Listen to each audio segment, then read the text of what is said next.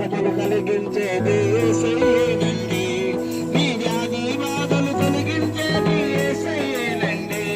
నీకు శాంతి సమాధానం కలిగించేది యేసయ్యేనండి.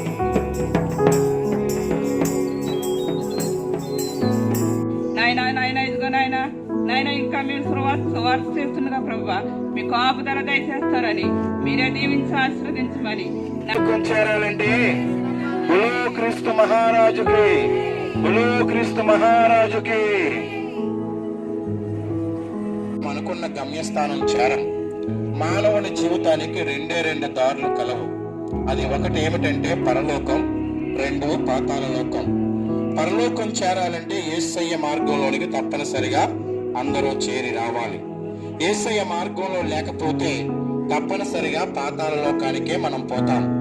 పాతాళములో ఏముంటుంది అన్న సంగతిని మనం ఆలోచన చేస్తే, పాతాళములో అక్కడ ఏడిమి, ఏడుపు, పండ్లు కొరుకుట, దుఃఖము, అక్కడ వేదన ఉన్నది. ఆ వేదనలో ఒక ధనవంతుడు బాధపడుతూ